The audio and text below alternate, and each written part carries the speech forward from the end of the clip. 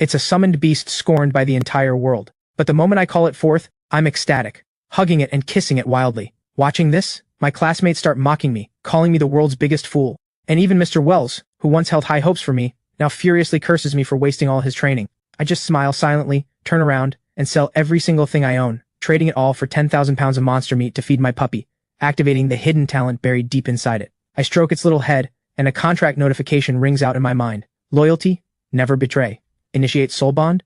I resolutely choose yes. My soul feels like it's being ripped apart. I scream and collapse to the ground. The classmates around me think I can't handle the blow, and they pile on with mockery. My girlfriend Willow, the school beauty, walks over too, with a hint of apology and softly says, "The college trial is the only chance for ordinary families like ours to climb the ladder.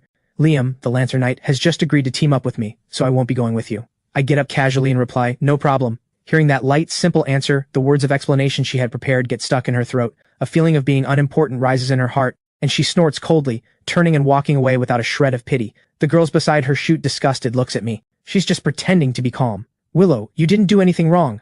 Why are you groveling? That mangy palm-sized puppy of his deserves you, but right now I'm not paying any attention to those two, because once the soul bond completes, I discover that my puppy has awakened a SSS grade talent. Greedy Gluttony.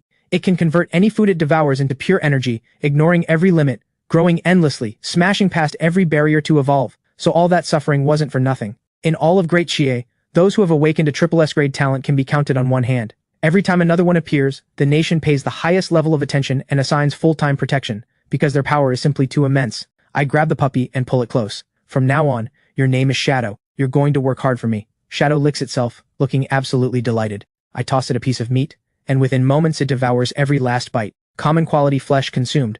Evolution points plus 0.5. As the notification rings out, Shadow's body grows almost imperceptibly larger, and every base stat rises by 1 point. This is just from a single ordinary piece of meat. If it consumes more, how terrifying could it become? At that thought, my heart starts pounding. And what shocks me even more, my own strength has gone up too. So the cheat ability feeds part of the summon's energy back to me. I immediately spend 6 million on 10,000 pounds of mutated beast meat, then summon Shadow with a flick of thought. Seeing the blood-red pile in front of it, Shadow feels an overwhelming hunger surge from deep inside, opens its jaws and tears in, frantically converting every chunk of meat it swallows. With each bite, endless energy floods Shadow's entire body, and its size grows visibly larger by the second. At the same moment, I feel every part of my body strengthening too. Half an hour later, Shadow has shot up past 2 meters, and every one of my stats has risen by 10 points, enough to stand out in any class. Shadow's almost cheat-like growth lets me close the gap with others fast. With that in mind, I don't hesitate any longer. I tap the evolve button on the system. The instant I confirm, the terrifying talent core deep inside Shadow trembles, and waves of special black evolutionary force erupt. Cells divide, genes recombine, life leaps to a higher tier. Congratulations! Your summoned Shadow has gained the skill rend. Congratulations! Your summoned Shadow has awakened a new talent. Titan form. Triples body size, increases strength and defense by 300%, and decreases speed by 50%. After this evolution, every one of Shadow's stats has broken past 50 points, and that's only at level 1. Even top-tier summons can't compare. Humans divide summons into 4 ranks, low, mid, high, and top, and the standard is talent. S grade equals high tier, double S equals top tier. As for summons with triple S grade talent, none has ever appeared in Great Chie. I take Shadow home to rest, ready to see what monsters show up at tomorrow's college trial. The next day, countless exam takers gather in the plaza, and Mr. Wells is going over the details of entering the dungeon. This year's college trial throws students from several top high schools together, and the pressure is at a fever pitch. Liam, once full of confidence, is now drenched in nervous sweat. "Ethan, are you really still showing up? Just give up. Save yourself the embarrassment. There's a saying, if you never compete, you can keep telling yourself you never lost." The one talking is Aaron. Beside him stands Willow in her mage robe, slim and graceful. Clearly they're teammates. I can't be bothered. As a bell rings out, 4 bronze gates swing open simultaneously, and waves of cold, ghostly air pour from the cracks.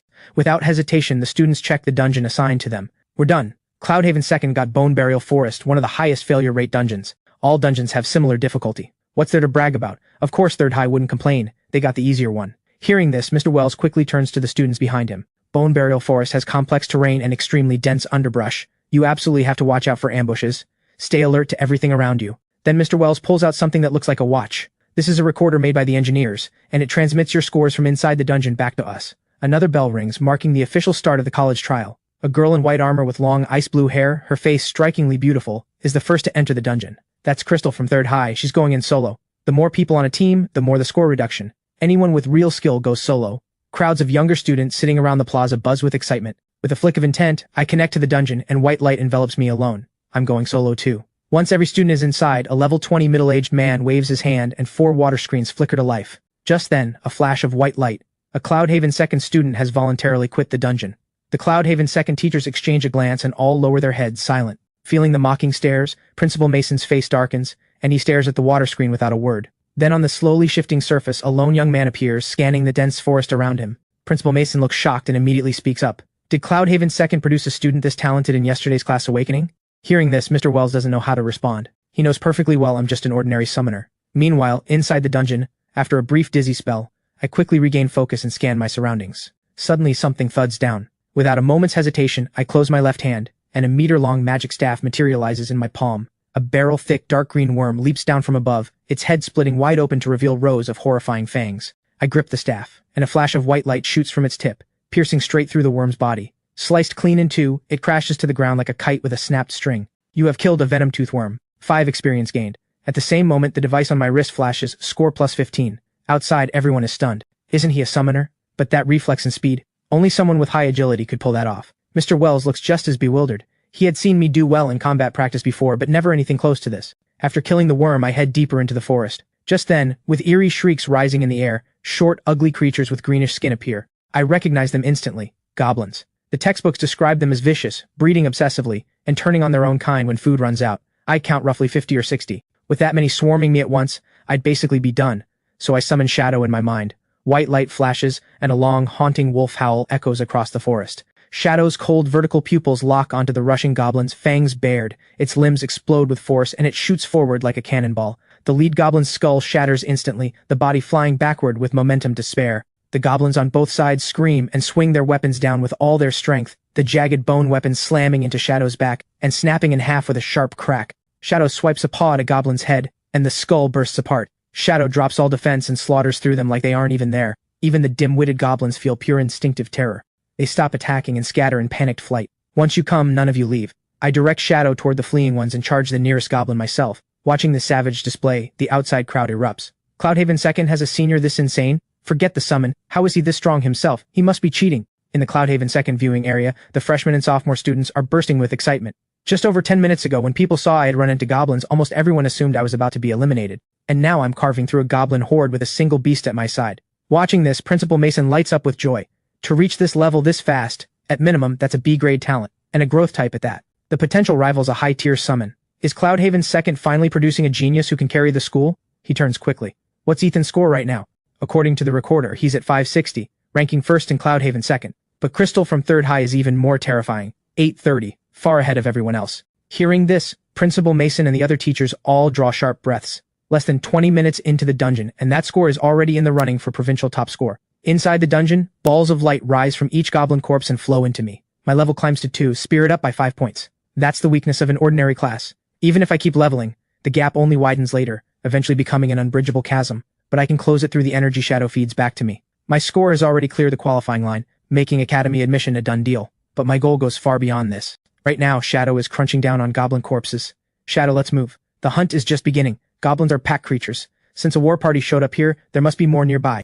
10 minutes pass and we don't run into a single monster, which only confirms my suspicion. They call this a dungeon, but it's more like a unique pocket world. Everything inside doesn't respawn automatically. It follows natural laws, just like the real world. Suddenly, several bone spears come flying through the air, and goblins pour in from every direction, screeching and charging with their weapons raised. Not a trace of fear shows on my face. My staff shifts into sword form, and I behead a goblin in an instant. Focused as if I've reached enlightenment, I tear through these fragile creatures. Every dodge, every blade swing strikes precisely, claiming a life. In this moment, I dance like a butterfly on the wind, with wings forged into the scythe of death. The fight is so elegant it borders on art, and the spectators outside roar with thrill. From top to bottom at Cloudhaven second, both teachers and students light up with delight. His combat technique is incredible. He must have put serious work into this. And his swordsmanship is even better. Every cut slices through the throat with pinpoint accuracy, not a millimeter off. By now, they aren't watching anyone else. Every single eye is locked on me, never looking away. Mr. Wells's lip twitches. In 3 years of high school, he had never once seen me pick up a sword in combat practice. The kid hit it way too well. Bad news, those are level 6 berserker goblins, and there are 13 left. Ethan's in trouble. Wait, there are fire goblins and frost goblins too. Going solo to raid a goblin nest is way too risky. Every teacher's heart tightens with worry. Once these new goblins appear, the rest of the goblins find their backbone and stop attacking blindly. As the fire goblins start chanting, fist-sized fireballs form and rocket toward me in unison. I dodge one fireball after another, while the other goblin sees the chance to lunge at me. I tilt my head to dodge an oncoming bone spear, then snap my hand around the goblin's throat and hurl it into the path of an incoming fireball. Brilliant flames erupt, swallowing the goblin's body in an instant. I keep playing the role of human cannon, launching goblins like artillery shells at the fire goblins. Oh my god, you can do that? Every student watching outside is stunned, and Mr. Wells stares blankly. He's pretty sure he never taught that move. By now, I've sent the fire goblins spinning in confusion. If they cast, they hit their own kind. If they don't, they die. After dragging them in circles, Shadow reaches the rear and picks them off one by one. Out of more than 100 goblins, only a lonely few remain, and they have no choice but to run. This time, I don't finish them off. I just stroll along behind them, planning to destroy their lair directly. I follow the surviving goblins into a cave, and several skinny green bodies suddenly drop from the walls above. My grip tightens, and the sword in my hand cuts decisively in one direction. Goblin heads and bodies hit the ground separately, and the remaining two get caught in Shadow's night-seeing jaws. A crunch, and Shadow gulps them down with relish. Then countless flickers of firelight appear at the bend of the passage. My expression shifts and I retreat fast. Hideous shapes swarm across the cave walls. Face grim, I shout, "Shadow!" Shadow's body explodes in size at terrifying speed. Titan form. It charges forward, knocking goblins out of the air. The surrounding goblins are scattered like rag dolls, and one massive paw strike crushes them into bloody pulp. Right then, an earth-shaking savage roar rings out. A monstrous beast emerges, neck thick with coarse fur, muscles swollen, a body as tall as a small building, glaring furiously at Shadow. My face hardens. It's the boss. The troll takes a step and charges, the whole cave shaking with each footfall. Shadow shows no fear and rushes straight in. Black light wraps around its claws, striking the troll first and leaving 4 deep gashes. Feeling the pain, the troll erupts with even greater rage. Its meter-wide hands grab Shadow's head and slam it down hard. Shadow's limbs buckle, blood seeping from the corner of its mouth, and it lets out a pained howl. Seeing Shadow pinned, I immediately cast my class skill, Empower, boosting all base stats by 20%. Threads of white light wrap around Shadow, and it instantly flips the troll onto the ground, ripping off a chunk of flesh in a single bite. The troll's eyes flash blood red, and it activates its bloodlust skill. The two tangle in a brawl that grows wilder by the second. I keep Empower active while casting Restore, and the noise carries hundreds of meters. Who's the maniac fighting a boss? A 3-person team comes running, planning to help and grab some credit. But when they arrive, they freeze, because no team is fighting the boss, just me alone.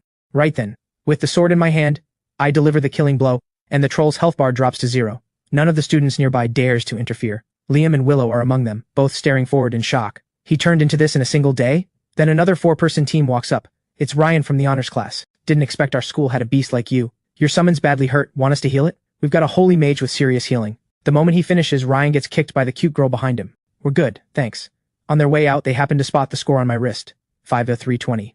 Damn! Right then, Willow walks up, her cheeks flushed. The moment she gets close, Shadow's blood-red pupils lock onto her coldly. Willow feels like she's plunged into a frozen pit, her legs going weak. I don't even turn to look at her, afraid I'll fall back into her sweet snare. I head back into the cave, letting Shadow keep eating to grow stronger. Once Shadow finishes off every monster, an energy cocoon wraps around it. This evolution clearly outclasses the last Beast King stage. I just wonder what kind of combat power it'll have when it emerges. Before long, a pair of sharp claws tears the cocoon open. Shadow's fur has turned deep blue, noble and cold. It gains new skills, Intimidate and Flame, and even its talent has risen a tier. A total transformation across the board. With 1 hour left in the college trial, I ride Shadow to hunt for other monster strongholds. 10 minutes later, Shadow and I reach another boss territory, the level 15 Twisted Tree King. Watching me head toward it, Principal Mason outside frowns deeply. He knows the Twisted Tree King's health and attack are more than double the troll's, and I'm only level 4. To pull off a power gap like that is 1 in a million across the entire country. Inside the dungeon, the moment I step into the muddy ground, trees with blood-red eyes split open massive mouths along their trunks, and they uproot themselves, branches stabbing at me. I show no fear, charging forward and drawing the blade from my staff in one motion. In the blink of an eye, I swing 5 times, fast enough to leave after images, and the branches fall to the ground severed. My gaze turns cold. In 3 quick strides, I close in on the treant, thrusting my blade straight into its split mouth. Sap floods out of the gaping wound, and the treant's health bar drops to 0. It crashes to the ground. Witnessing their kin's death, the surrounding treants snarl and close in. Just then, Shadow roars with fury, ripping the nearest treant apart with a single swipe. Then pitch-black flames erupt from inside it, spreading across its body and leaping to the other treants. The treants shriek and writhe in terror, but no matter how hard they struggle, they can't extinguish the pitch-black flames. Flames that burn by devouring their very life force. I'm a little stunned myself. Shadow's flame attribute is absolutely insane. Soon the treants are reduced to ash in the black inferno. The pitch-black flames return to Shadow's body. The flames basically let Shadow skip the eating step entirely and absorb energy directly. In no time at all, Shadow and I both gain a level, and my score shoots up to 7,120. Suddenly the ground bursts apart, and arm-thick golden branches lash out to strangle us. A furious, ferocious roar comes from the distance. Hundreds of treants escort a 100-meter-tall tree king as it slowly emerges. I quietly take a step back. Even with all my base stats now over 50 points, going up against that thing would probably kill me.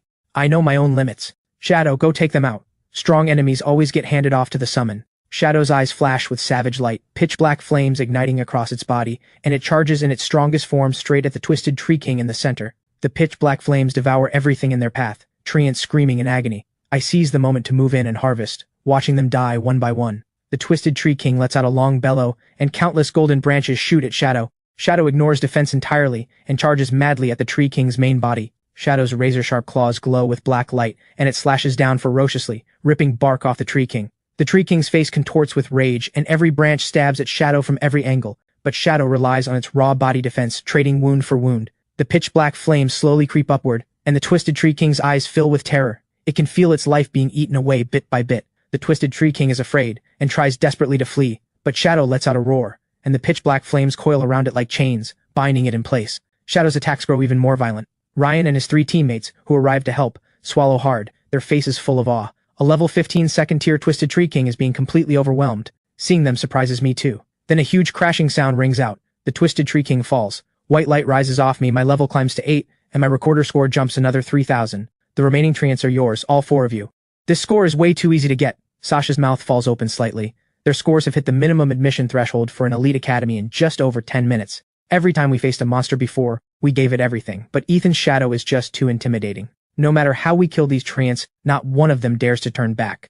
By now, all the pitch-black flames have returned to Shadow's body. In its normal form, Shadow has grown to 7 meters, and all my base stats have broken 70 points. My level has just hit 10. Time for the first-class advancement. This college trial is over. The dungeon starts forcibly teleporting students out, and crowds bathed in white light return to the broad plaza, where roaring cheers welcome them. Shadow's 7-meter form crouches steady beside me. He actually did it. First place! Principal Mason and the teachers flush red with excitement. It's terrifying. He's incredibly strong himself too. To kill that many monsters as a summoner on this scale is unheard of. Wells, you've got yourself one hell of a student. Come on, let's go meet Ethan. Principal Mason can hardly wait and pulls them along. At the edge of the plaza on the other side, Willow's face has gone pale with regret. She had quit the dungeon an hour earlier, got eliminated, and her score won't even get her into a higher academy. At that thought, Willow's eyes flash with venom. Meanwhile, Crystal is surrounded by Third High's teachers and principal, and they sigh among themselves. Cloudhaven second got insanely lucky, producing a monster prodigy like that. Yeah. Crystal, don't get discouraged. Your 19,500 is already amazing. I'm fine. Then Crystal glances toward Cloudhaven second's direction, looking thoughtful. Just then, the provincial leaderboard comes out. No question, I'm in first place. Shadow really is a freak of nature. Not only does its growth have no ceiling, but its combat power keeps climbing terrifyingly with every evolution. I've already started looking forward to the next summon. Back home, I share the news with Lily and Mom, and the 1 million Huaxia coins for being provincial first hits my account. From now on, Mom and Lily won't have to keep scraping by. I head to my room to prepare for the class advancement, which requires clearing a random dungeon. I look at the panel and don't hesitate. I tap confirm. I vanish from the room. System notification coordinates 0 to 8, 6 to 9 - 4. This is a world riddled with holes on the verge of collapse where humanity's last spark is about to go out. Can you bring salvation or destruction? System notification, optional task 1. Eliminate 1,000 calamity beasts. Protect the survivors when possible. Optional task 2. Help the mother calamity devour everything to evolve. Total participants, 10. Time limit, 24 hours. You cannot voluntarily return to Blue Star. System notification, optional task 1. Eliminate 1,000 calamity beasts. Protect the survivors when possible. Optional task 2. Help the mother calamity. Total participants, 10. Time limit, 24 hours. You cannot voluntarily return to Blue Star. Without warning, I appear in the middle of a ruined wasteland. I frown slightly, and without a second thought, I pick task 1. If the mother calamity devours everything, what does my shadow eat? Right at that moment, a figure goes flying through a glass doorway nearby, and countless shards rain down with a petite girl who falls to the ground. A blood-red, skinless crawling calamity beast bursts out of the dim hall, lunging at her. The girl strains to reach for the longsword beside her, but she's a step too slow. The terror of death floods her chest, and her hands instinctively shield her face. Just then a flash of swordlight cuts through. The crawling calamity beast's head separates and the body in midair loses balance and crashes to the ground. Hello, I'm Ethan. I'm Robin. I'm just about to ask her about this world, when a sharp female voice calls out, "Something's wrong, everyone fall back!" Robin's face changes instantly and she grabs me to leave. Sure enough, before she finishes, a car comes flying straight at us from a distance. I yank hard, throwing Robin behind me, and brace my staff in front to take the hit head on. The massive impact sends me skidding back over 10 meters before I stop. Robin's face twists with panic, and she runs over despite the pain. Are you okay? I steady the surging blood in my chest and shake my head. Then I look ahead. In front of us stands a two-legged calamity beast covered in jagged spikes. It's a blade demon. We can't get away. Robin's eyes are grim, her fingers tightening around her sword hilt. The blade demon walks faster, and the next instant the ground caves under its feet as it bursts forward. Before Robin can react, a figure flashes past her, meeting it head-on. I pull the blade from my staff, and it clashes against the blade demon's razor arm with a clear, ringing sound. The blade demon shrieks and swings its other blade arm at my head. I knock it back hard and shout, "Robin, give me your sword!" Hearing this, Robin grabs the hilt without hesitation and tosses it over. The blade demon takes it as a challenge, charging in with both blade arms whirling wildly. I'm not afraid in the slightest, a sword in one hand, a blade in the other. In a matter of seconds, we exchange dozens of blows, fast enough to leave after images. After more than 1,000 exchanges, I find an opening. I tilt my head slightly to dodge a fatal strike, then sweep the longsword in my left hand upward. The razor edge slices clean through the blade demon's arm, and before it can react, my blade stabs straight at its heart, piercing through the tough hide and out the other side. Robin rubs her still aching arm and walks over. "You're not from here, are you?" I don't quite know how to answer, and just smile faintly. "We can leave now. It's the karmic miasma." The karmic miasma has lasted an entire month. More and more people couldn't endure the torment. They went mad and turned into monsters that only know how to kill. Now the miasma has changed again. Even buildings, mountains, and rivers are mutating. Humanity has no idea how to survive anymore. After hearing this, I have a rough understanding of this world. Just then, a dozen people appear at the bend of the road, all looking panicked. "Robin, what are you still doing here? Run, now!" the tall woman in front shouts. As she finishes, the ground starts trembling. A massive wave is surging toward us. Crimson karmic miasma gathers in the sky, and roars erupt from every direction. Calamity beasts emerge on the high rises around us, bloodthirsty eyes fixed on everyone. The crimson forms a wall in that moment, surrounding everyone, closing in. All their legs slow down, despair welling up from the bottom of their hearts. Everyone swallows hard. "Robin, stay close to me," Luna says, glancing at me, assuming I'm from another survivor group. I don't pay it any mind, walking straight forward. "Wait, what are you doing? We're surrounded. This isn't the time to play hero." No. They're the ones I've surrounded. Killing this many calamity beasts will send my rating shooting up. Shadow. In a blaze of white light, the 7-meter shadow appears in an instant, its roar shaking the heavens. Shadow's vertical pupils stare coldly at the wave of calamity beasts ahead, then it shifts straight into Titan form, exploding to 28 meters, taller than some of the buildings. Shadow's limbs slam down, splitting the ground in countless cracks, and like a missile, it charges into the calamity beast horde. Under the searing heat, every calamity beast lasts only seconds before dying in shrieks of agony, turning into nutrients. All those watching from behind freeze in shock. "Watch out!" Suddenly a dozen or so calamity beasts charge toward us, and Luna immediately calls out the warning, her feet moving fast to support, but the next second she stops cold. She sees me not retreating, but advancing. A sword in one hand and a blade in the other, slicing through them like cutting cabbages. In a flash, every attacking calamity beast is dead. Luna's mouth drops open. There's not a single sign of mutation on me. I should be weak. Then Luna remembers something. Half a year ago, while scavenging supplies, she had come across people just like me, unmutated yet incredibly strong. Those people destroyed survivor hideouts, exposed the survivors to calamity beasts to be killed, and even broke the legs of those who tried to run. A pack of subhuman trash, and they had the nerve to tell me we're the same kind. That line, Luna has never forgotten. Ethan isn't like those people. He saved me twice. Robin quickly explains, sensing what Luna is thinking. "Doesn't matter, stay away from him. Right now he's pulling most of the calamity beast's attention. We'll break out while we can." Luna takes a deep breath, a flash of hatred in her eyes. But just as they start moving closer, a bolt of lightning crashes down. No one passes through here. A young man with golden hair, holding a book, walks out of the building. As the blonde mage chants, lightning balls form one after another. Right then, my expression changes sharply. I sweep my longsword sideways, and a dagger clangs against it. A delicately beautiful woman slowly materializes in front of me. Without hesitation, I cut my blade across her slim waist, but she vanishes, reappearing dozens of meters away, saying nothing. I plant my feet hard and charge at her. "Aren't you going to act yet?" As the words drop, a torrent of flames blasts out of a building, and we collide with sparks flying. The burly fire user inside the flames clicks his tongue. "You're really a summoner?" The scorching flames blast at my face, but my expression stays cold, and I knock him back with my blade. Players from different factions in a rebirth dungeon can't kill each other. Get caught and you're instantly wanted. But rebirth dungeons with faction divisions are the exception. I never thought someone would actually pick task 1. Doesn't Great Jia teach you how to choose to maximize survival in a rebirth dungeon? The calamity beasts clearly have the advantage. Anyone with half a brain would know what to pick. Watching the 6 of them treat me like prey caught in a trap, I just say calmly, "Have you all heard the saying? The best hunters always appear as prey. I drew you out so openly. Do you really think I came without a plan? You all spoke beautifully just now. As payment, allow me to host your funeral." I gradually start to smile. The dishes are served. Time for Shadow to feast. A savage roar rolls out in every direction. Pitch black flames spread across hundreds of meters, framing the giant black wolf. In an instant, it grows another 8 times larger, looking even more savage and terrifying. Every one of them feels deep dread shoot through their souls. Watching the giant black wolf charge at them, cold dread surges from the 4 of them's feet straight up to the crown of their heads, fear nearly breaking their minds. Just as Shadow's claws are about to come down, 3 of them manage to break through the panic and scatter in every direction. The unlucky last one doesn't even get a scream out. Shadow rips them apart in an instant. Seeing this, the rest break into cold sweat. They had assumed holding off the summon would be enough, but as a summoner, he has combat power equal to theirs.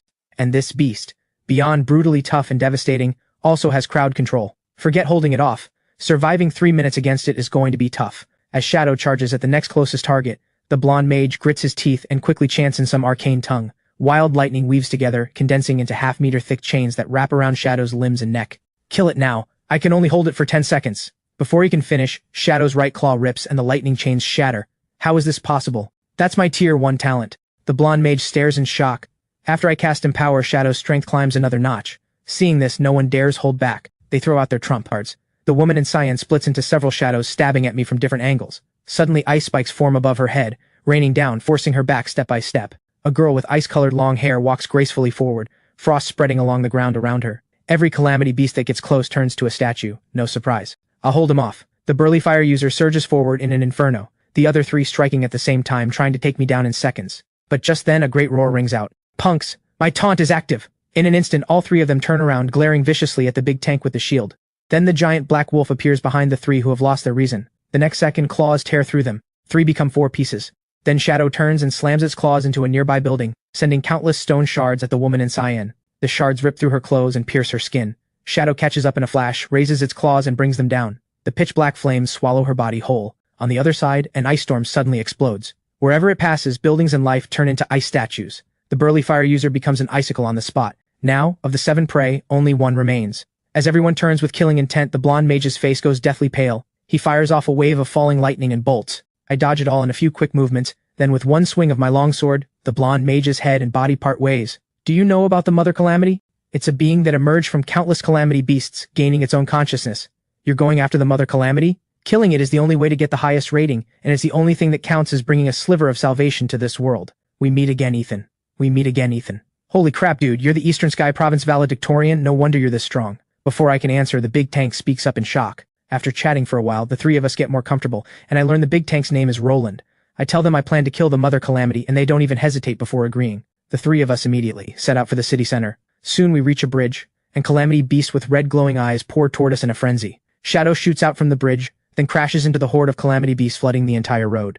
Pitch black flames erupt. My face hardens. The Mother Calamity has noticed us.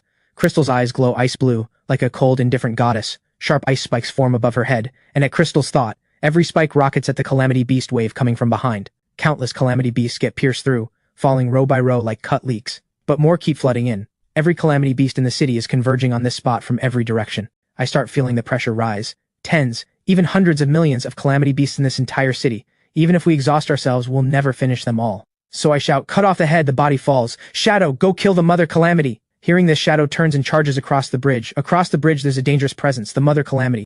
The moment Shadow reaches the other side of the bridge, a 15-meter-long dark red tentacle bursts out of the mist and slams into it. Several buildings collapse as Shadow gets knocked through them, only stopping more than 20 meters away. Shadow roars, shaking the dust off, rising from the rubble of concrete and stones, its cold vertical pupils locked onto the Mother Calamity. A giant eyeball over 60 meters across, with countless smaller eyes, all of them staring back at Shadow. Pitch black flames erupt from Shadow as it launches its attack, body bursting forward. Under Shadow's all-out charge, the broken buildings shake violently. The countless eyes of the giant eyeball contract in unison, and 15 dark red tentacles whip out at Shadow. Shadow dodges what it can, and what it can't, it slashes with claws wrapped in black light, only to hear the sound of metal scraping. Suddenly, one of the dark red tentacles strikes Shadow, sending it flying backward. All the ground it gained in seconds erased. Before, Shadow had relied on Titanform's overwhelming strength and defense to crush enemies in close combat. But now, against the giant eyeball's tentacle attacks, none of that works. In a roar, the pitch-black flames erupt without restraint, blistering heat blasting outward. Shadow shoots forward, its mana draining fast, making a do-or-die push. On my end, I'm getting tense. Through my soul connection with Shadow, I can faintly feel its life force ebbing. Now, Crystal suddenly opens her ice-blue eyes. Frost annihilation! In an instant, countless Calamity beasts shatter into flying ice fragments. Seizing the opening, I make the call, go intercept the Mother Calamity. The only chance now is to get Shadow to evolve. Soon the 3 of us reach the city center. A roar comes from up ahead. We don't hesitate and run in, and quickly we see Shadow, gravely wounded, barely alive, but its claws still grip the ground tightly, refusing to retreat no matter how many tentacles strike, slowly, stubbornly walking forward. Seeing this, I run straight at Shadow. Shadow, Devour these calamity beasts. At the same time I cast Restore and Empower. Faint white light glows over Shadow. Shadow's pupils tremble. With a roar, it knocks back the dark red tentacles and charges into the calamity beast wave. Pitch black flames bloom like a lotus, instantly spreading. The giant eyeball senses the problem and immediately gives the order for all calamity beasts to stay clear. But it's too late. Endless pitch black flames carry the devoured energy back into Shadow's body. Without hesitation, I tap Evolve on the panel, and a terrifying surge of black power erupts from deep within Shadow, bursting outward in a pillar of pitch black light that shoots into the sky. Shadow's body grows past 100 meters in an instant. System notification, congratulations.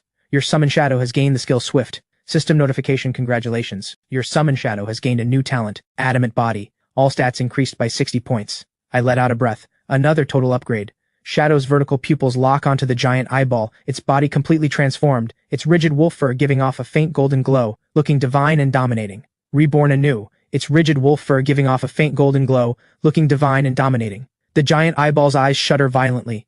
The instant the black power explodes outward, it's frozen still by the terrifying aura of all-devouring hunger. But what follows is endless rage. It can devour and evolve too. It's the one meant to become the strongest. The thickest dark red tentacles whip out in unison, the air booming with the force. Shadow stands like a mountain, unmoving. 15 dark red tentacles lash against it, and only the golden glow trembles slightly. The pitch-black flames fuse with Gluttony and Titan form erupt in an instant. The pitch-black flames form a 400-meter-tall shadow of a savage beast, and a kilometer-wide area instantly becomes a sea of black fire.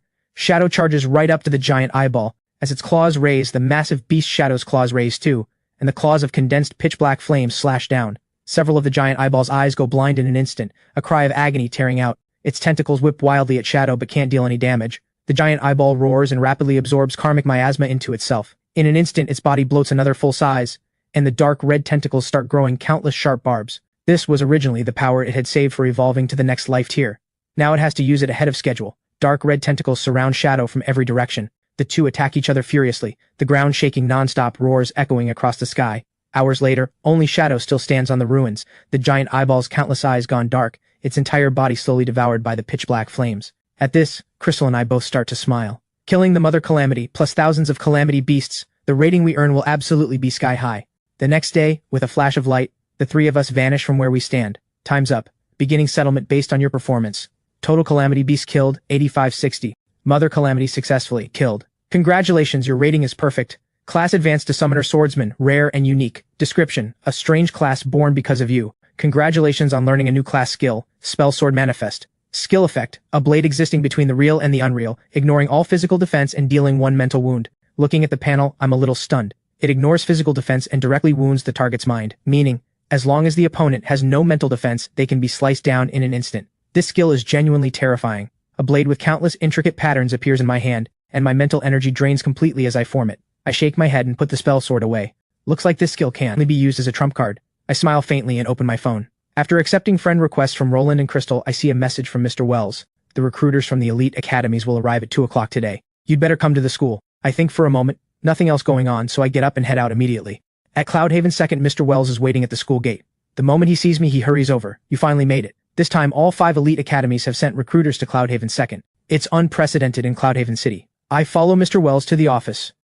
Mr. Wells pulls a dragon-shaped soul ring from the drawer. This contains the Academy's reward. Inside are the equipment and skill book you need. My eyes light up. These are exactly what I need. My old palm sword, an ordinary grade weapon, has endured too many high-intensity battles.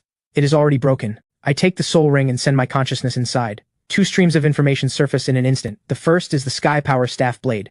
In Sky Sword form, it gains elite empowerment, capable of cutting through anything. In Sky Staff form, it gains the Aura of Wisdom, continuously restoring mental energy and amplifying any skill effect by 50%. The second is a skill book, Blink Step, which lets the user cross any distance within 100 meters in a single instant. Looking at this gear and skill book, I am thoroughly satisfied. Around 2 o'clock, a private vehicle stops at Cloudhaven's 2nd high, and several men and women step out. Principal Mason looks grave. He steps forward without any negligence. Anyone qualified to teach at an elite academy is at minimum a 5th-class advancement professional. Even a city mayor must treat them with full courtesy. We arrive at the reception room. Mr. Finch lounges casually in his seat and asks lightly, "Where is Ethan?" The door opens, and I walk in with Mr. Wells. Mr. Finch looks me over from head to toe. Not bad. With looks like that, you belong at Skygate Academy. Mr. Ferris, sitting beside him, immediately bristles. Rumors out there are bad enough. Now Skygate is recruiting based on appearance? He turns to me and extends his offer. Ethan, choose Azure Heaven Academy. You can pick any 3 core resources you want as your enrollment gift. 3? What is this, charity for a beggar? I think you are questioning the weight of the Eastern Sky Province top scorer. Right, Ethan, she clearly looks down on you. Don't take her abuse. Principal Mason and Mr. Wells stand frozen at the spectacle. The atmosphere grows tense. Whoever steps forward to recruit gets attacked by the other four. The situation rapidly devolves into chaos. Mr. Finch draws a breath, looks at me, and suddenly speaks. You are at first-class advancement now. You probably haven't started summoning yet. If you join Skygate, I can apply directly upward on your behalf. Your Black Wolf has the growth talent.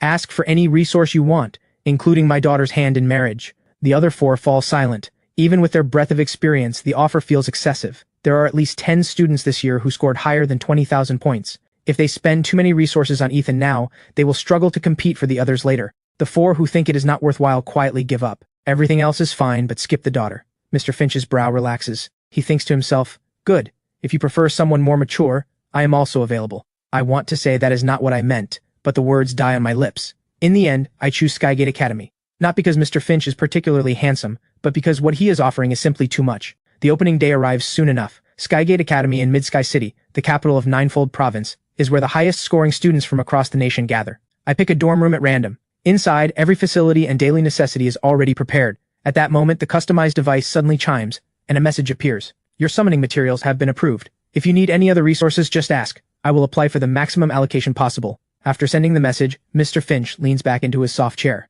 Beside him, Miss Quinn looks puzzled. Our resources were enough to recruit 4 provincial top scorers. What you are giving him far exceeds Ethan's actual value. Forgive my bluntness, he does not match what we are offering. Mr. Finch only smiles at her. The freshman tournament is tomorrow. The truth will reveal itself. I lay the summoning materials on the floor and extend a hand into empty space. As the summoning art activates, the room fills with white light. After a few minutes, what appears before me is a silver-toned creature about 60 centimeters wide, fluttering 2 pairs of wings, a silver moth. The corner of my mouth twitches.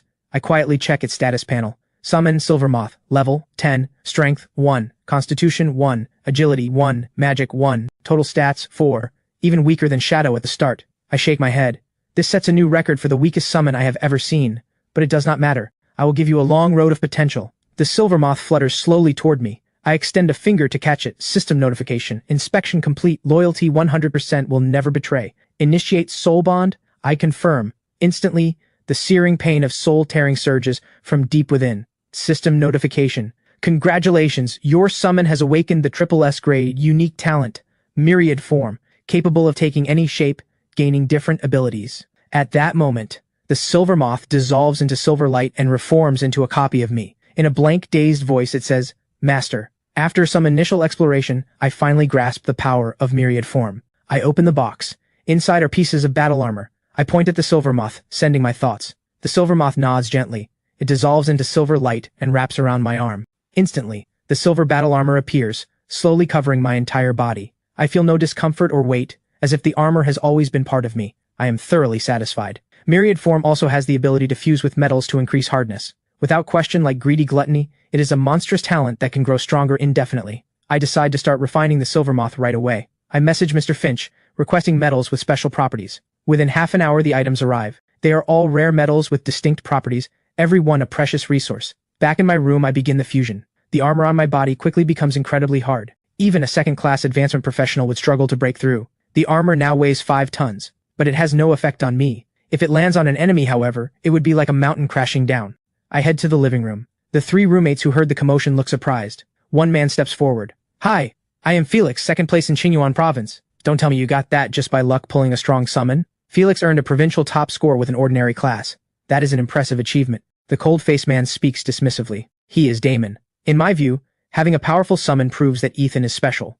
Special? Just lucky. At the freshman tournament, I will show you the gulf between true geniuses and lucky players. Fine. See you there. Just as the argument is about to escalate, a voice spreads through the entire academy. All freshmen, gather at Skylark Plaza. So the freshman tournament has been moved up by half a month, and with more mutant beasts appearing outside the city, the academy plans to have us take on cleanup duty, Caleb says from the couch. Hearing this, I fall silent. I suddenly think of the Rebirth dungeon world. I did not expect Blue Star to face the same crisis so soon. As I think this, Damon's arrogant voice comes from the side. You came right on time, Ethan.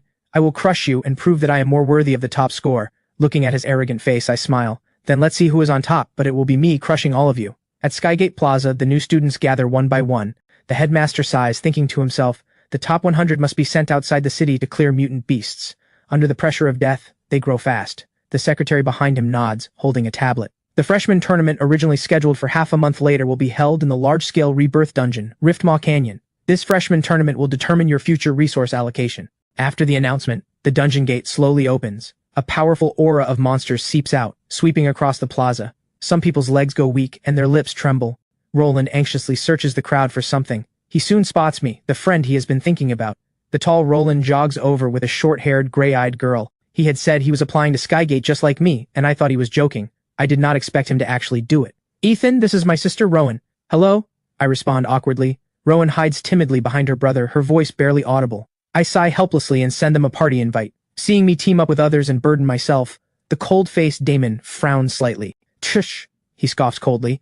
I do not respond. The three of us vanish on the spot. Soon all students enter the dungeon. An instructor waves and casts a waterwood projection. Riftmaw Canyon spans hundreds of kilometers like a massive maze.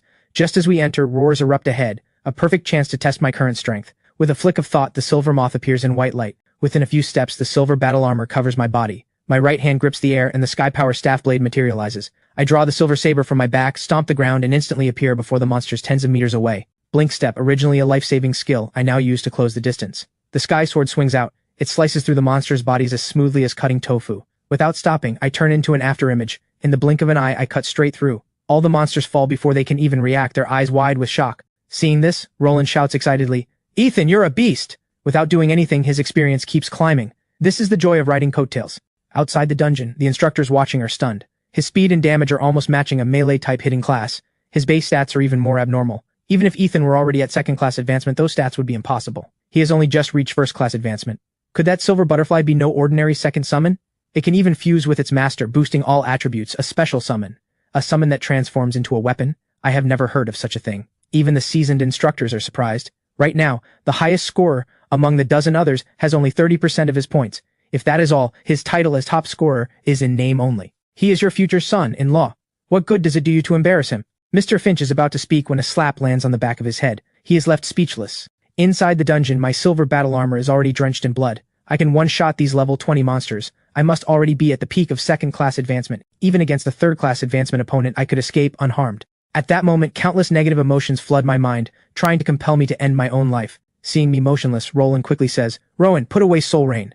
Knowing her talent is strange, Rowan looks panicked and quickly puts it away. I smile and reassure her. "It is fine, this cannot affect me." I glance at the recorder. Only 120 points so far. That pace is too slow. To grow stronger quickly, I must take first place and earn the Academy's resource priority. Whether it is the Silver Moth or Shadow, both need massive resources.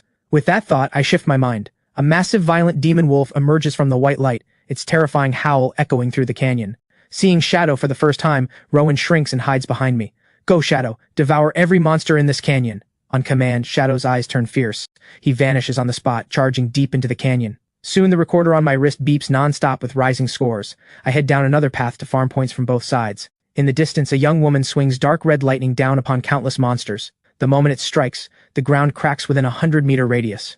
Dark red lightning erupts and rampages, annihilating every monster. The young woman's face shows lingering hunger. "These trash are not worth fighting." Seeing Scarlet going wild again, Lila looks helpless. Suddenly, a chilling aura, scorching hot, sweeps over them. Before she can react, Scarlet's burning eyes erupt with battle intent. Violent dark red lightning surges instantly, wrapping around her black spear. As she stares at the charging black flame wolf and meets those vertical pupils, fear spreads through her. But quickly, Scarlet's gorgeous face twists into madness. She charges straight at the giant wolf. Watching her sister rush in fearlessly, Lila moves with practiced ease, layering on multiple power buffs and wards. With these enhancements, Scarlet's combat power doubles. Even against a third-class advancement boss she could fight. When the two sides collide, the immense force kicks up a shockwave that blasts in every direction. Seeing the golden glow appear and the black wolf unharmed, Scarlet's face freezes. Shadow looks coldly down at the human who attacked him for no reason. His claw swings out, and under the terrifying force, 3 layers of protective wards shatter one after another. Scarlet's body is sent flying. Lila's face changes drastically. She presses her palms together, and a sacred figure tens of meters tall slowly appears. "I summon you here, Sixth Saint Guardian Angel." Triple S Talent Angel's grace activates. A golden light shield rises instantly, enveloping both sisters. "Scarlet, fall back." Before she can finish, Shadow strides forward, raises his claw glowing with black light, and shreds the golden shield in an instant. He gives them a cold glance, then walks past, paying them no further attention. Outside, dead silence falls. All the instructors, including the headmaster, fall speechless. Is this really the strength a summoner who just classed up should have? Terrifying. This strength is beyond second-class advancement entirely. Seeing this otherworldly combat power, a few words rise in everyone's mind, unmatched at his level, a monstrous prodigy of this generation. Watching the smug Mr. Finch, Miss Quinn is utterly shaken. He really gambled on an impossibility. Could Mr. Finch actually be a genius? Over the next 10 hours, Shadow kills tens of thousands of monsters, including 3 third-tier bosses. Only 1,300 points remain until his next evolution. This is half a day's haul, but progress will get harder. Roland and Rowan, meanwhile, are thrilled. They have never experienced leveling so effortlessly, without any effort at all. I smile and glance at the recorder. My score has hit 30,000. Shadow returns from his sweep, and I cast Restore on him. Soon the dungeon timer expires. White light envelops us, and we are teleported back to Skylark Plaza. Countless awestruck eyes turn toward me. Many students look battered, especially Damon, who pounds the ground in humiliation. With his full power, he was casually swatted into critical injury by a single black wolf. Now I will announce the student rankings. First place, Ethan. 34,500 points. Hearing this, Damon's eyes widen. He immediately looks at the holographic screen. My score sits at the top, far ahead of everyone else, with a cliff-like drop below. Impossible! Damon refuses to believe it, thinking the ranking is broken. He is not the only one. Many find it unbelievable. How are everyone else's scores so low, including the 2 top scorers? Sensing the confusion, the secretary explains. The black wolf you encountered is Ethan's summon. Many of you tried to stop it and were sent into critical condition with a single swipe. Everyone's expression turns to shock. The freshman tournament ends here. Credit rewards will be deposited into your accounts. Dismissed. Back at the suite, when I push the door open, Damon's face shows some discomfort. He hesitates, then takes a deep breath. Something arrived for you earlier. They said it was the second batch of materials. You weren't here, so I moved it to your room. Got it. Thanks. No problem. Back in my room, I open the black crate. There are even more rare metals than in the first batch. Once the silver moth fuses with enough metal, even Shadow won't be able to break through, with a chance to gain various special properties. By then, it will not just be invincible defense. Combat power will also be terrifying. I have no intention of being a defenseless summoner. The weakness would be too obvious. Once targeted, many methods could easily kill me. After about 10 minutes, all the metals are fused. The hardness now resists even third-class advancement attacks, and the weight reaches a full 13 tons. Combined with mutual strength amplification, a single punch could shatter the ground. At that moment, the 50,000 credits for placing first arrive. After a moment of thought, I spend every credit on dozens of fruit-type resources. When the items arrive, I dump them all out, summon Shadow, and feed them to him. Soon, I feel waves of heat strengthening my body. Shadow grows steadily larger. Within minutes, he reaches 40 meters. After advancing to Summoner Swordsman, I gain an extra 5 strength per level. I have completely twisted the Summoner class, from a fragile mental stat caster who hides in the back into an offensive frontline class. Today is the official first day of school. All 4 of us roommates are placed in Class 1. On the way, I run into Roland and Rowan, also in Class 1. The moment we enter the classroom, many heads turn. Even now, they remain stunned. Crushing everyone with a single summon, that has never happened before. At that moment, 2 stunning twins enter through the door. Scarlet and Lila glance around briefly, then sit directly in front of me. At the same time, the tall Mr. Finch walks in, sweeps the room with his eyes, and speaks. I am Mr. Finch. I will be your homeroom teacher. That said, try not to bring me your problems, I am lazy. Then Mr. Finch's face turns serious. You are all province-level prodigies. You worked hard to enter this academy for better resources. Unfortunately, the alien race has spent decades laying their plans, and their advantage keeps growing. Before long, they will breach our defenses in one decisive strike. Every face fills with disbelief. Society currently runs smoothly. Entertainment industries are even thriving. The media reports that the situation has improved. No negative news appears online. Everything seems peaceful. And yet now we are told disaster is imminent. Reading their shock and confusion, Mr. Finch slowly continues. Doesn't it strike you as strange that you almost never see anyone above 5th class advancement in society? Even the military guarding an entire province has only 4th class advancement at best. Hearing this, the students think back carefully. Indeed, that is true. By rights, 5th class advancement should be common tier strength, not a dime a dozen, but certainly not so rare that none can be found online or in daily life. Suddenly, a terrifying thought forms in their minds. Graduates from elite academies are at least 4th class advancement, and most of them go to the front lines without hesitation. Their sacrifice is what keeps the rear safe. Mr. Finch continues. News like this, which would cause panic, is naturally banned by every nation. That is why many born as commoners have no idea such things are happening. What matters more now is that mutant beast populations are growing. If we fail to contain them, by the time the alien race notices, they will launch their full assault early. Mr. Finch looks over the students. So the time has come for us to stand up. Every academy is sending its best students to military bases to reduce the mutant beast population. Whoever volunteers for the mutant beast reduction operation, please stand. Instantly, the classroom fills with the sound of chairs being pushed back. I do not hesitate at all. Seeing this, Roland and Rowan also stand immediately. Fighting mutant beasts was always going to happen. It has just come sooner. Gradually, only half the class remains seated. The corner of Mr. Finch's mouth lifts. Half the class volunteering already exceeds expectations. Everyone who is going, move out. We are heading to the military base. Wait, do we have to go too? Yes, everyone in this class is in the top 100 of the freshman cohort, all considered top prospects. You all have to go. The reason I waited until now is because the military intends to mark the volunteers as priority candidates. If you truly cannot find the courage, there is a second option. Leave Skygate Academy. Half of the 20-some hesitating students immediately stand. Mr. Finch leads the group out of Skygate Academy. Dozens of military trucks wait at the gate, with stern soldiers standing by. As all the students board, the once bustling Skygate Academy becomes empty. Inside the truck, Mr. Finch picks up a file and speaks.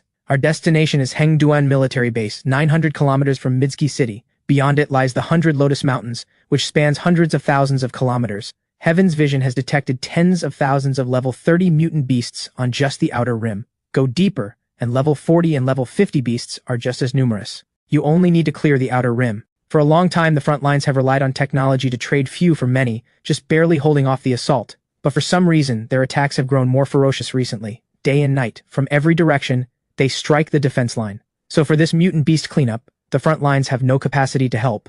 After 8 or 9 hours, the trucks come to a stop. The thick steel doors swing open. Soldiers in black combat uniforms stand in a line, clearly waiting for our arrival. They all salute in unison, making the students suddenly drop their casual demeanor. Everyone follow me to the mission counter. Along the way, everyone looks around. The military base is vast, surrounded by gun turrets, heavily defended. Soon we reach the mission counter where a female soldier hands out black smart wristbands to everyone. They look similar to the recorders from the college trial, but with added mission and map functions, plus a rescue button. One tap, and the military base knows the situation immediately, dispatching personnel for rescue. Anyone nearby also receives the alert immediately and can respond first. The smart wristband chimes. Welcome to Aria, happy to serve you. For this mutant beast cleanup operation, each student must accept and complete at least one mission per day. You've not yet met today's quota. Please accept a mission at the counter as soon as possible. I stride to the screen displaying countless missions, scanning briefly. Better to play it safe and take a few normal missions requiring third-class advancement. Suddenly, I feel eyes on me. I turn and see Roland and Rowan, who have followed me the entire time, watching me with pleading eyes. With their strength, the wilderness will be brutal. I smile.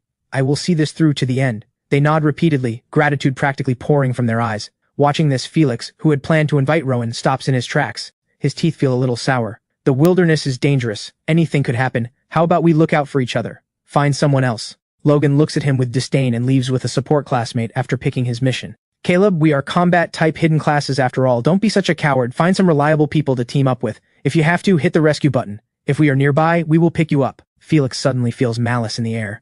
Soon I have selected 3 missions, clearing a berserk black ape, a twin-fanged tiger, and a blood-scale crocodile, all 200 kilometers away. Mutant beast locations are tracked by array masters who modified eye of observation drones, performing a carpet search to locate them. Mutant beasts are territorial and normally do not stray far from their nests.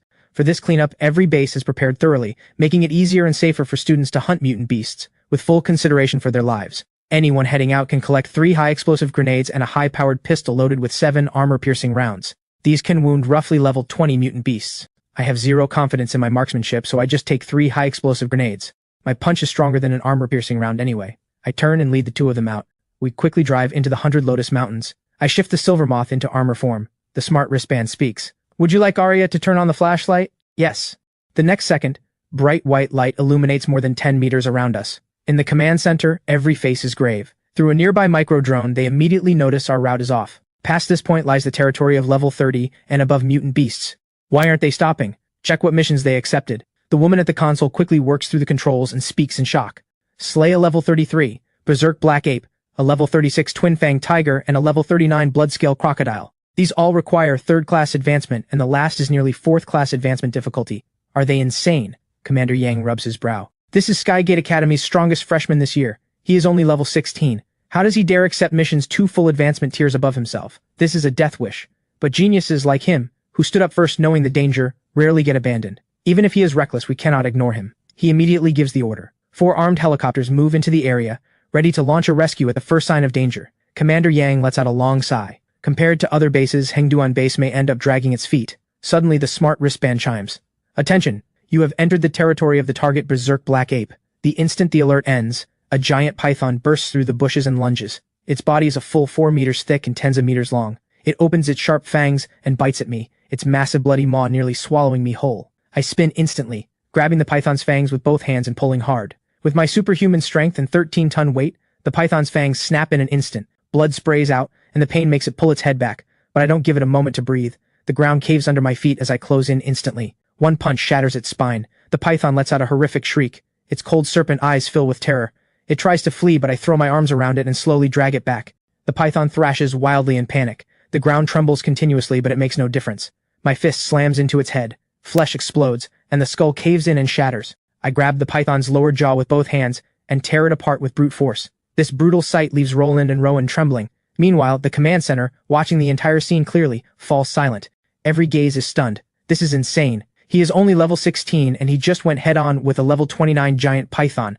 What kind of monster is he? Commander Yang lowers his head and reads the file in his hand again and again. It clearly states his class is Summoner. Suddenly a roar bursts through the screen, filling the room. Every face turns grave. A 50-meter-tall ape, muscles bulging, leaps down from halfway up the mountain. It seems woken by the commotion and charges over in fury. Not good. The berserk black ape, how is it level 34 already? Mutant beasts undergo a transformation every 10 levels, meaning this one could pulp the giant python in a few punches. Commander Yang shakes his head, not optimistic. In all of human civilization, very few can bridge such a combat power gap. His hand grips the radio, ready, the moment things turn bad, to send the 4 armed helicopters in. Before I can claim my spoils, a massive black shadow with a blood-red, monstrous face leaps down from above. The ape's hands clasp into a giant fist and crash down. I do not flinch. I draw the saber from my back and swing, striking directly on the rock-hard fist. A shockwave radiates outward. I am unharmed. The silver moth absorbs all the damage. The ape roars again, its body suddenly swelling several sizes, reaching 70 meters tall. Then, as if swatting a fly, its palm slams down. But I appear above its head in an instant. The saber comes slashing down. Blink step activates. This skill, originally meant to save my life, I now use to close the gap. The terrifying strike flashes like silver light, striking the back of the ape's skull, yet leaving only a half-meter deep wound. Howling in pain, the ape spins its massive body around and slaps wildly with both palms, but I dodge them all. I close in and slash the same spot several times in a row. The ape immediately raises its foot and stomps down hard. The earth shakes, dust kicks up in every direction, but I am already more than 10 meters away. It seems 13 tons of weight and sharpness still cannot seriously wound the ape. This is my limit. With that thought, I stop delaying. A sword between real and unreal materializes in my hand, its blade etched with countless indecipherable white runes, mysterious and profound. My mental energy drains entirely in an instant. My head spins. I slowly raise my hand. The ape's hair stands on end. A shudder runs through its mind, as if something invisible is threatening it. The ape lunges forward, trying to end the fight quickly, but my hand swings down. The spell sword cleaves through its body in an instant, without warning. The massive frame crashes to the ground. A gust of wind sweeps the dust away. Its body still lives, but its mind has shattered and died. I have killed it instantly. I withdraw the spell sword. Fortunately, the berserk black ape's aura was fierce enough that nearby mutant beasts dare not approach, and the battle ended quickly. Watching this, the armed helicopters in the distance slowly turn and fly away. The entire command center is silent. Everyone stares blankly at the screen, not even understanding what just happened. Commander Yang thinks for a moment, and quickly realizes this must be a mental trauma skill. Such skills are extremely rare, but what truly amazes him is my own terrifying combat power, actually able to leap an 18-level gap and tank the berserk black ape unharmed. The key point is that this is not a burst technique, but appears to be his baseline strength. That is the most terrifying part. Those monsters who can leap a tier to defeat enemies invariably rely on a burst or an ultimate skill, not a constant state. Though both can produce major power gaps, the difference is enormous. If he can sustain this state continuously, with 2-tier combat power, he would become a nightmare for the alien race on the front lines. With that thought, Commander Yang's heart races, overjoyed. He strides out of the command center, enters a small inconspicuous room, and shuts the door. He activates layers of concealment arrays, then carefully takes out a communicator. After about half an hour, a voice replies, "I am gravely wounded, probably won't make it." There is silence for a moment. Zane, exactly how strong is Shuo Qianshu? At the same level, even the two of us together would have our heads pinned to the ground. Commander Yang's voice is heavy. The voice on the other end responds immediately. That is incredible. I doubt all of humanity can keep him alive. Wait for the alien race to assassinate him. He could crush me single-handed, but against you, Zane, hard to say. Fine. I will discuss this with the other thrones. Meanwhile, Roland looks at the ape's massive corpse, his face flushed with excitement. He didn't even need Shadow, a mutant beast 3 tiers above him. Ethan is unbelievable. I just smile. With a flick of thought, I summon Shadow, 40 meters tall, and have him devour the 2 corpses. The evolution points climb by 0.2, still far from the 1,200 needed. After a moment's thought, I toss every life crystal I had harvested from earlier kills into the pitch-black flame. On average, each life crystal provides at least 1 drop. My eyes brighten. So this is the fast track for evolution points. I lead the 2 of them deeper. Half an hour later, a 30-meter tiger with long, sharp fangs lunges out. Before it can attack, Shadow's vertical pupils flash. Under the Intimidate, the tiger freezes in place. The ground explodes, and Shadow appears before the tiger in an instant. A claw whips out, and under the terrifying force, the tiger is sent flying. Under the recoil, the tiger crashes through several towering trees. 4 hideous gashes open across its face, blood pouring out. Before it can recover from the agony, Shadow is already standing in front of it. In barely 10 seconds, the tiger is completely consumed by the pitch-black flame. The brutal sight unnerves even the command center. Those vertical pupils, even through a screen, send chills down their spines, as if death waits in the next instant. Commander Yang gives a wry smile, struck by the feeling that the new generation is surpassing the old. The three of us and the beast push through the mountains. An hour later, we are deep within level 30+ mutant beast territory. With Shadow's intimidate aura, not a single mutant beast dares approach. A blood-red scaled, 100-meter-long crocodile suddenly opens its blood-red vertical pupils. A terrifying, savage aura erupts, warning the intruders. Shadow bares his fangs immediately. A terrifying, violent aura erupts from his body, a presence even more dreadful than the crocodile's. The next second, his size surges. He reaches nearly 300 meters. Feeling itself overpowered, the crocodile charges in fury, each step making the ground tremble. Pitch-black flame erupts across Shadow's body, his claws glowing with black light. At the same time, golden radiance rises from his skin and fur, signaling unshakable defense. The crocodile opens its colossal jaws, rows of teeth razor-sharp, but biting against the golden light. The jaws cannot close. Shadow simply watches coldly, then raises a claw and slams it down. Countless blood-red scales tear away in an instant, flesh torn to a bloody mess. The crocodile roars savagely and swings its heavy tail, bloodlight spinning along it, the force terrifying. A fierce gale lashes toward Shadow. 4 long, deep furrows are carved into the ground. Shadow uses all his strength to barely stop himself. The crocodile follows up, lunging forward, biting onto Shadow, dragging him into the lake behind them. A massive splash erupts. Beneath the water, the two giant beasts brawl wildly, turning the lake murky. The pitch-black flame around Shadow does not flicker at all. Instead, the surrounding water grows hotter and hotter. Even with the environmental advantage, the crocodile is overpowered. Even with its blood-light power talent spinning at full force, it cannot deal a single bit of damage. After just a few minutes, the lake's water level drops by nearly half. Suddenly, the surface erupts. A black giant wolf bursts out of the water. At nearly 300 meters, his presence is overwhelming. Combined with the savage aura coiling around him, even the strong tremble. Though Shadow won't attack them, Roland and Rowan cannot suppress their fear. Even the command center watching through screens feels the same. As for the crocodile, not a scrap remains. Arya speaks from the wristband. All missions complete. You may return to the base counter to submit them. By the time the three of us return to Hengduan base, it is 1 in the morning. I head straight to the counter and hand the missions to a female soldier. You really completed them? Yes. 200 contribution points total. Since you operated as a party, how do you want to split them? Pull up the Arya recordings as proof. Following her ratio, I transfer the points to them. I glance at Roland and Rowan. Not only do they offer no help, they cannot properly train themselves either. It is time to find them a more suitable team. Shortly after I leave, a line of text flashes across the counter's main screen. Skygate Academy first year, level 16 summoner. Contribution points, 100. Rank, 1245. Not just at Hengduan base. The same line of text appears at every base hosting multiple academies. At this moment, many students at the counters look surprised. Who is this guy? Getting 100 contribution points in one go. He must have cleared at least 2 third-class advancement missions. I am a first year too, and my points are still single digits. Same here. I only dare take first-class advancement missions. These mutant beasts are too fierce. Even with my level advantage, I get pushed around. Level 16 and 100 contribution points. How did he do it? Most second and third years only have a few dozen points. And very few first years even reach double digits. The reason for the shock is that he is only level 16. A first year. Yet he leapt 2 full advancement tiers and successfully killed 2 mutant beasts above level 30. At Roxiang base, Mr. Ferris is discussing how to kill a level 60 beast on the outer rim. Suddenly seeing the name on the ranking, he pauses. Impossible. Hearing his outburst, several instructors follow his gaze. Hey Ferris, you know this student? A first year hitting 100 contribution points on day 1. A bit much, isn't it? He is the recruit I told you about. The one we missed. Mr. Finch grabbed him first, otherwise he might have been ours at Northrun. Hearing this, the instructors realize who it is. The same prodigy as before. But someone soon shakes his head. Still, he must have had a strong senior carry him. Otherwise on his own, there is no way he gets 100 points in one run. True, but that kind of behavior is wrong. Beyond preventing a mutant beast outbreak, this cleanup is about self-training. Right. Times are urgent. Building real strength should be the priority. Chasing rankings is useless. Mr. Ferris also lets out a long sigh. He had high hopes for me. This level 33 heavy-armored lizard took serious effort to kill, Xander says flatly. Mr. Ferris's mouth twitches. He is genuinely impressed. Killing a level 33 mutant beast at level 17. This year's prodigies just keep coming. Don't worry, sir. This may be the year of the Prodigy Tournament, but with me here, I am unmatched.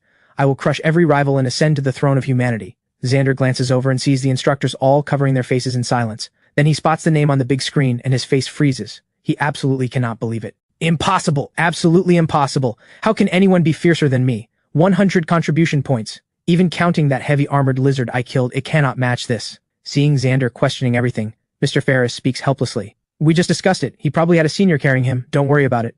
Got it. I'm heading out then. Xander relaxes immediately.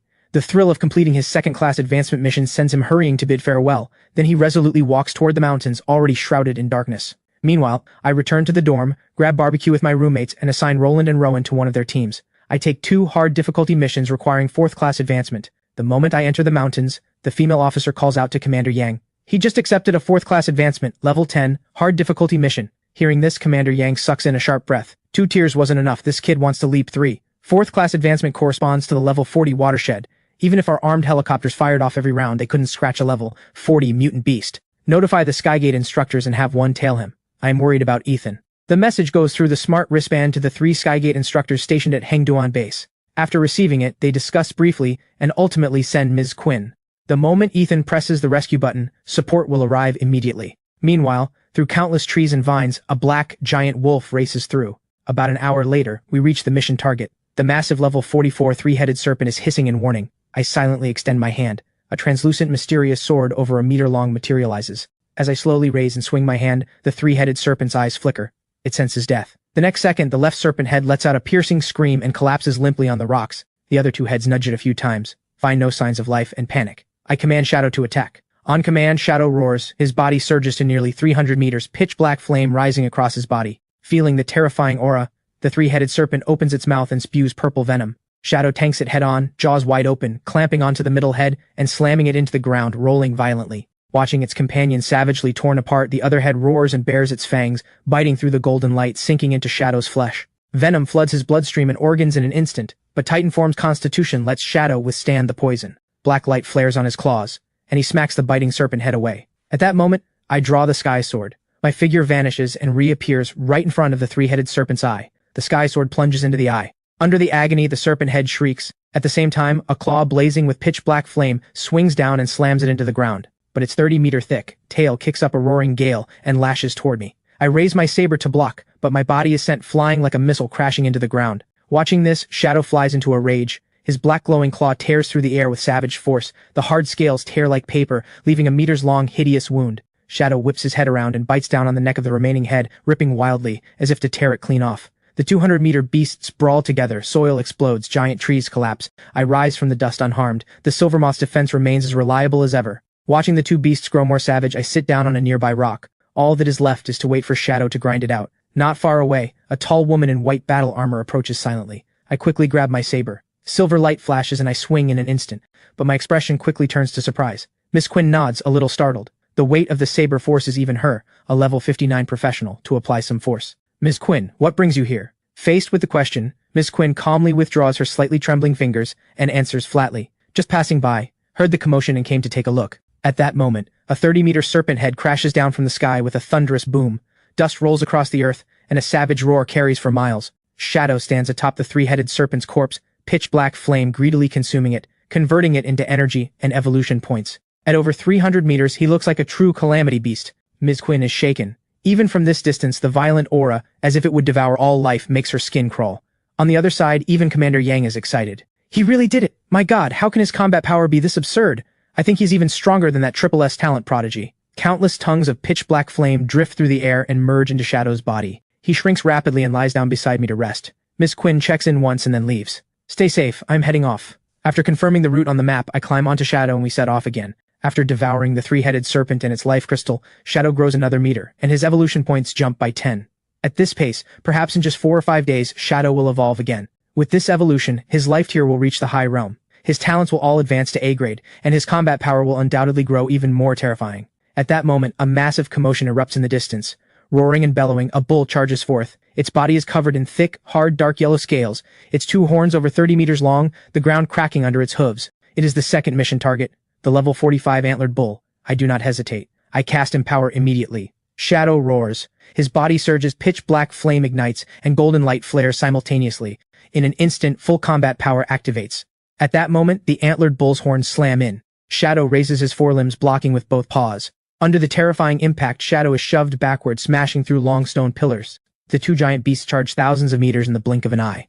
The drone scrambles to keep up. In the command center, Commander Yang immediately gives the order to warn students along the path to clear out. Ethan's summon won't hold back when fighting. The female officer acts at once. Shadow's claws extend, glowing with black light. He surges with force, flipping the antlered bull over. Its massive body slams into the ground, dust rolling everywhere. A team of 2 men and 3 women who had sprinted hundreds of meters away turned back at the sight, stunned. This is why Command told us to leave. Good thing we ran, caught in that we'd be dead. Wait, one is level 45 but the other is only level 16. Hold on, are you telling me that thing is level 16? The 5 exchange disbelieving looks. The female instructor stationed nearby senses the disturbance and prepares to head over. But Ms. Quinn appears silently, blocking her path. Don't bother, that's a summon belonging to a first year of mine from Skygate. Hearing this, the female instructor freezes, her gaze stunned.